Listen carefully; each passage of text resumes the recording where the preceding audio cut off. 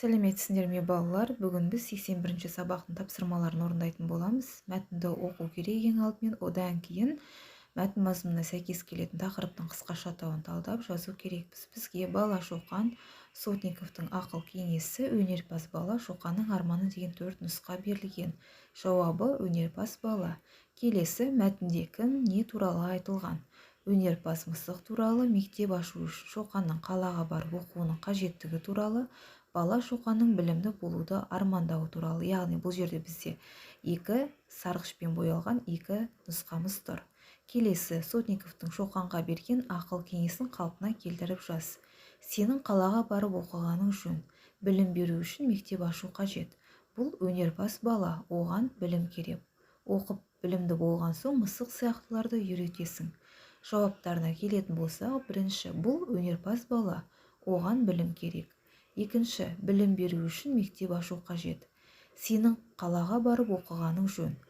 Төртінші нұсқа, оқып білімді болған соң мысық сияқтыларды үйретесің. Келесі, бұл өнерпаз бала, оған білім керек. Сөйлемдерінен зат есімдерді тауып, үш жақта жекеше, көпше түрде тәуелдеп жаз.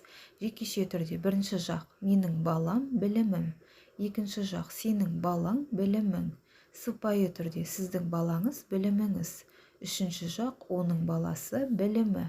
Ал енді көпше түрге келетін болсақ, бірінші жақ біздің баламыз біліміміз. Екінші жақ сендердің балаларың білімдерің.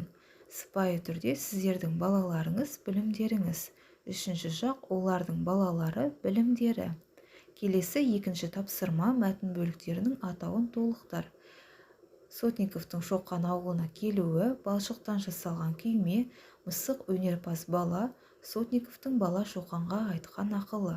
Келесі, құраған жоспарым бойынша мәтіннің мазмұнын айт. Яғни балалар, жаңағы біздің жоспарымыз бойынша біз мәтін мазмұнын айтып беру керекпіз. Үшінші тапсырма, сөздерді оқы. Бірінші жолдағы сөздер қай сөз табына жатады? Екіншідегі ше. Бұл жерде бізге ұш, біл, сыз, жүз, өшір деген сөздер берілген. Бұлардың барлығын есте деген сұраққа жауап беріп, сөз табында етістіктің қызметін атқарады. Ал екінші жолдағы сөздеріміз адал, ұзын, жаңа, сұлу, таза, биік. Бұлар қандай деген сұраққа жауап бере отырып, сын есімнің қызметін атқарады. Осы сөздерден зат есім жасап, сұрақ қой. Ұш, ұшқыш, біл, білгіш, сыз, сызғыш, өшір, өшіргіш. Келесі, адалдық, ұзындық, жаңалық, сұлулық, тазалық, биіктік.